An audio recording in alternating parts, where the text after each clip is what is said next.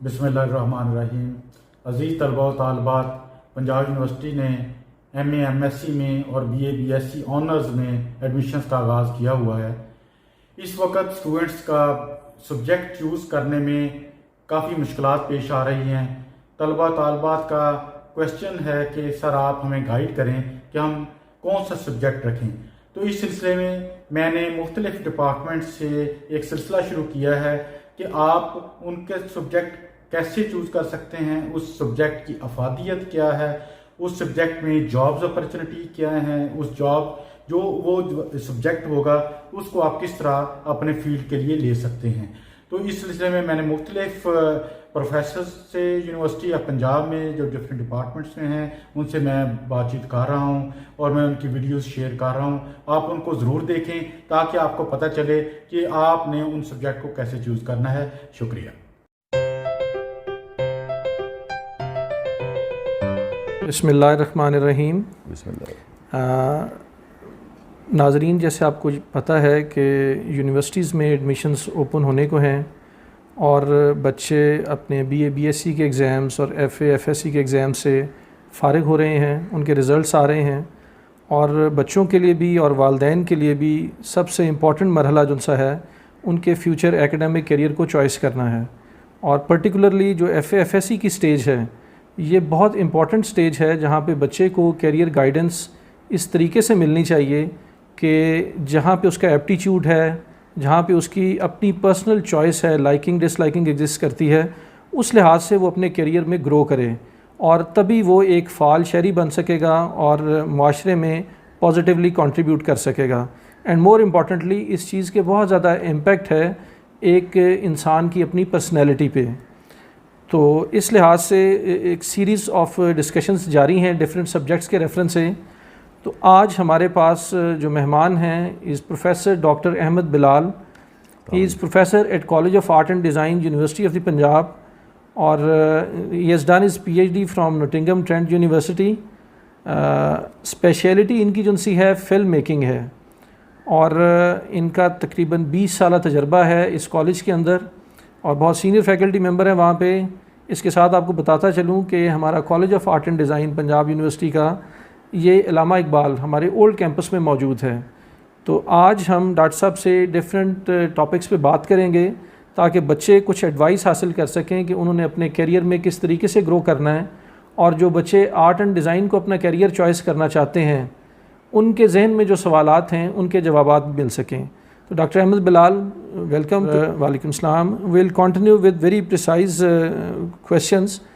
तो डॉक्टर साहब, आपका इतना इम्पोर्टेंट यहाँ पे एक रोल रहा है कॉलेज में, आपका बहुत तजर्बा है, तो आप बच्चों को इस प्रोफेशन की अफादियत के बारे में बताएं कि जिन बच्चों के जहन में कुछ कन्फ्यूजन्स हैं कि क्या आर्ट एंड डिज़ाइन चॉइस करना चाहिए या नहीं, तो उस लिहाज से कुछ गाइड करें, बच्चों की कन्फ्यूजन्स क्लियर हो सकें, इस सब्जेक्ट की अफादियत क्या है। बहुत शुक्रिया जी।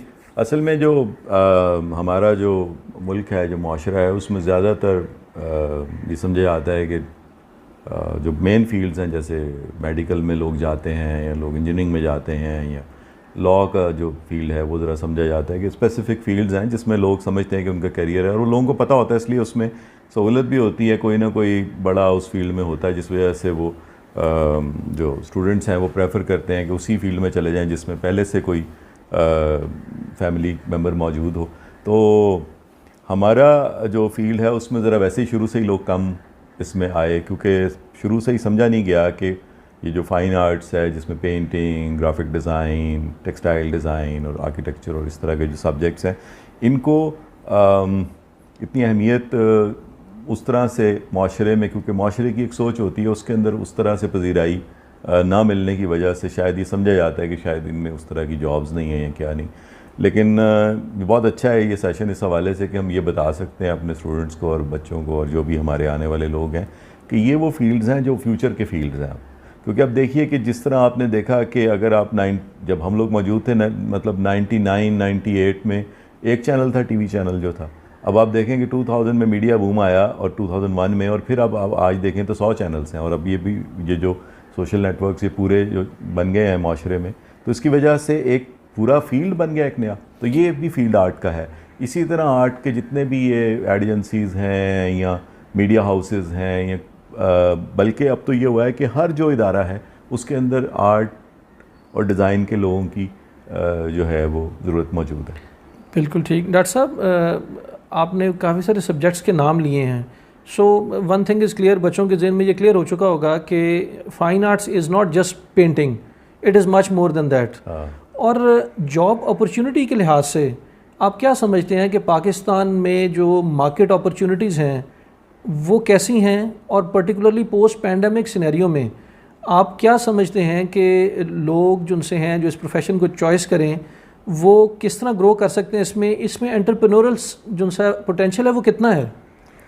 बड़ा ज़बरदस्त आपने सवाल किया, लेकिन मैं पहले एक चीज़ क्लियर कर दूं कि पेंटिंग भी जस्ट नहीं होती, पेंटिंग भी बड़ी बात है, यानी कि हमारा फील्ड है तो उसमें यह है कि जो यानी कि पेंटिंग जो इस वक्त थोड़ा सा मैं चाहूँगा कि हम बात करें ग्लोबल पर्सपेक्टिव में।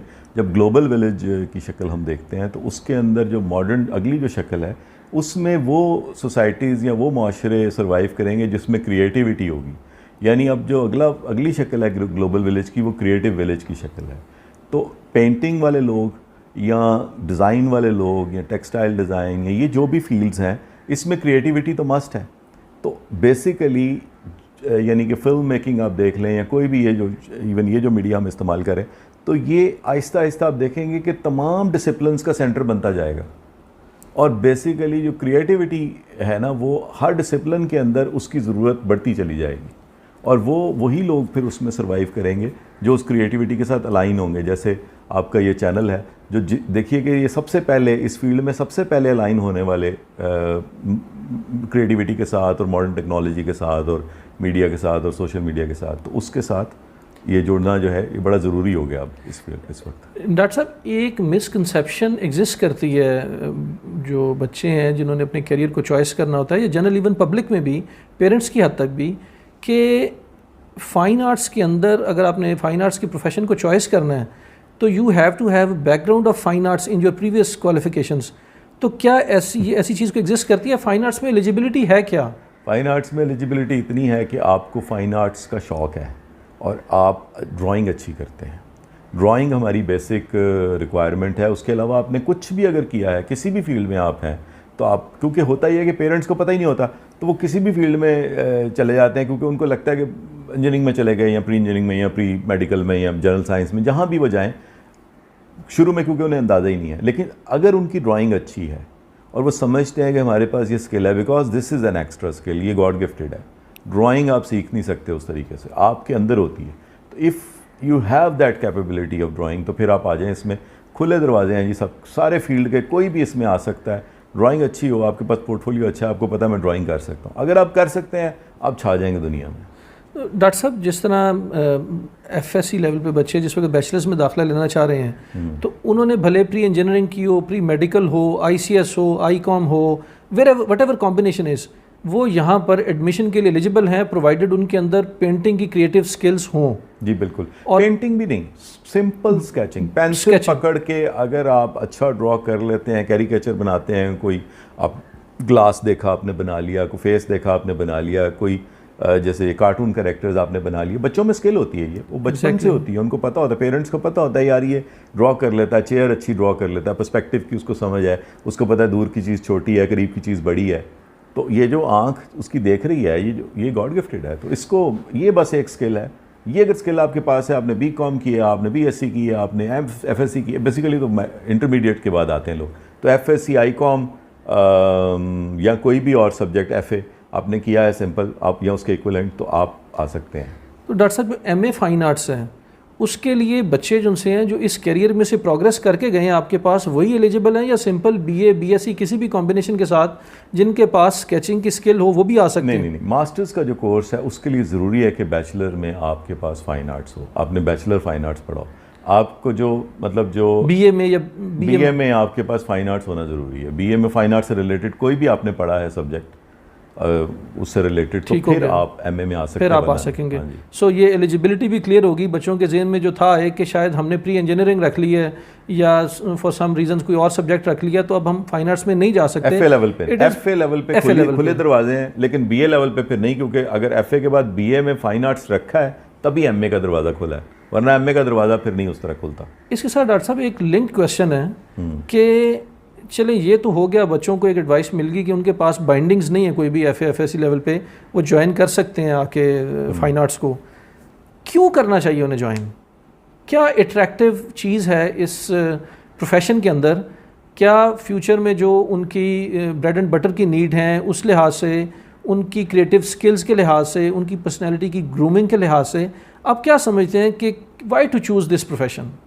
देखिए जी, मेरा अपना बड़ा स्ट्रगलिंग करियर है, तो अगर मैं इस फील्ड में आ गया था तो इसमें बड़ी सहूलत हमें ये हुई कि जब फर्स्ट ईयर आप क्लियर करते हैं तो नॉर्मली आपके पास ना पार्ट टाइम जॉब्स आ जाती हैं, कोई ना कोई 2 घंटे 3 घंटे आप कुछ ना कुछ कमाना शुरू कर देते हैं। और इसमें जॉब्स बहुत हैं। जब भी ये, क्योंकि वही बात ना कि आपको क्योंकि अंदाज़ा ही नहीं कि इस फील्ड में क्या होता है, ज़्यादातर सोसाइटी में लोगों को अंदाज़ा नहीं। तो अब इस फील्ड में हमारे पास पर्टिकुलरली टेक्सटाइल डिज़ाइन में, कम्युनिकेशन डिज़ाइन में तो 100% कोई हमारा फ्री है ही नहीं, स्टूडेंट सारे ही जॉब के ऊपर है। पेंटिंग के अंदर जो है लोग टीचिंग में चले जाते हैं, वो भी जॉब्स की अपॉर्चुनिटी बहुत खुली है उनके पास। और फिर प्राइवेट प्रैक्टिस इतनी ज़्यादा है, इसमें एंटरप्रेन्योरशिप के इतने ऑप्शंस हैं, क्योंकि कोई मोनूमेंट बन रहा है, इस वक्त बहुत सारी कंस्ट्रक्शन हो रही है, जहाँ भी आप इंटीरियर डेकोरेशन में ज़रूरत है, जहाँ भी कोई बिल्डिंग बन रही है, कुछ उसमें कहीं ना कहीं आर्ट और डिज़ाइन के जो लोग हैं इनकी ज़रूरत है। इसी तरह आर्किटेक्चर के जो लोग हैं उनकी भी जॉब रेशो इसी तरह है कि वो लोग अभी पढ़ रहे होते हैं और उनकी जॉब्स आगे उनके पास ना कोई इंटर्नशिप कुछ ना कुछ वो कर रहे होते हैं साथ साथ। तो डॉक्टर साहब, इस वक्त जो कॉलेज है, college of art and design at university of the Punjab, कौन कौन से बैचलर्स के डिग्री प्रोग्राम्स ऑफ़र कर रहा है, किन स्पेशलिटीज़ के साथ? ये जो है ये तो आप उसमें ऐड के ऊपर अगर इसको चला दें स्क्रीन के ऊपर तो बहुत अच्छा होगा। इसमें हमारे पास जी बैचलर्स BFA जो है उसमें हमारे पास कम्युनिकेशन डिज़ाइन है, हमारे पास पेंटिंग है BFA में टेक्सटाइल डिज़ाइन है, और जो पेंटिंग का फील्ड है उस पर्टिकुलरली उसके अंदर जब BFA में लोग स्पेशलाइज भी कर सकते हैं, उसमें वो स्कल्पचर और ग्राफिक आर्ट्स में भी कर सकते हैं। इसी तरह जो कम्युनिकेशन डिज़ाइन में लोग हैं वो इलस्ट्रेशन में भी स्पेशलाइजेशन कर सकते हैं। तो बेसिकली फील्ड BFA के लिहाज से कम्युनिकेशन डिज़ाइन या ग्राफिक डिज़ाइन और टेक्सटाइल डिज़ाइन और पेंटिंग, और फिर चौथा जो हमारा फील्ड है वो आर्किटेक्चर है BFA के लिए। और ये आर्किटेक्चर 5 ईयर्स डिग्री है? आर्किटेक्चर 5 ईयर, बाकी तो वहाँ 4 ईयर्स, बाकी 4 ईयर्स की है। ठीक हो गया। डॉक्टर साहब, एक चीज़ जो एक बहरहाल कॉन्सेप्ट एग्जिस्ट करता है सोसाइटी में, अमूमन देखा जाता है कि फ़ाइन आर्ट्स के डिपार्टमेंट्स के अंदर जेंडर बायसनेस टुवर्ड्स फीमेल बहुत ज़्यादा एग्जिस्ट करता है। तो क्या ये प्रोफेशन टू जेंडर सूट कर रहा है या आप इनकरेज करेंगे इक्वल पार्टिसिपेशन को? नहीं जी, इसमें तो इक्वल पार्टिसिपेशन की बहुत ज़रूरत है। बहुत सारे लोग ये समझते हैं कि शायद ये फीमेल ज़्यादा इसमें, क्योंकि फ़ाइन आर्ट्स का सब्जेक्ट इस तरह का है जिसको समझा जाता है कि क्योंकि पेंटिंग की वजह से और इस तरह के। लेकिन जो दूसरे फील्ड हैं जैसे कम्युनिकेशन डिज़ाइन, इवन पेंटिंग के अंदर भी या स्कल्पचर के अंदर या ग्राफिक आर्ट्स में हमें मेल जो हैं उनकी ज़्यादा ज़रूरत है, और वो फील्ड में उनको जॉब्स भी ज़्यादा, क्योंकि जॉब्स की जो शक्लें हैं वो भी इस तरह की, अब क्योंकि दुनिया कनेक्ट हो गई है अब, तो जो डिज़ाइनर्स हैं हमारे वो इंटरनेशनली भी कहीं डिज़ाइन कर रहे हैं, कुछ कर रहे हैं, तो उसमें फ़ीमेल्स भी घर से बैठ के कर सकती हैं। उनके लिए भी दरवाजे खुले हैं वो वाले कि दुनिया में कहीं पर भी ग्लोबल विलेज बनने की वजह से कनेक्टिविटी होती है, और डिज़ाइन के बहुत ऑप्शंस हैं। डिज़ाइन एक पोर्टल बने हुए हैं, वेबसाइट्स बनी हुई हैं, और उसके ऊपर आपको फ्रीलांस भी मिल जाता है बहुत कुछ करने के लिए। बिल्कुल ठीक, तो दोनों की ज़रूरत है जी इसमें। बिल्कुल ठीक डॉक्टर साहब, थैंक यू वेरी मच। आपने बड़ा ब्रीफली एक्सप्लेन किया बच्चों को कि अगर उनके जहन में कोई बैरियर है in order to choose this career तो वो क्लियर भी होंगे, और जब हम ये चीज़ बच्चों के साथ शेयर करेंगे या उनके पेरेंट्स के साथ ये शेयर होती है तो होपफुली जो उनके नेक्स्ट क्वेश्चंस हैं, जो क्यूरोसिटी ड्रिवन उनकी क्वेश्चनिंग होगी, अगर ऐसा कुछ होता है तो फिर हम आपके पास एक नेक्स्ट सेशन के लिए आएंगे, एंड वी आर होपफुल कि आप हमें टाइम भी देंगे। Thank you very much. Thank you sir, बहुत शुक्रिया।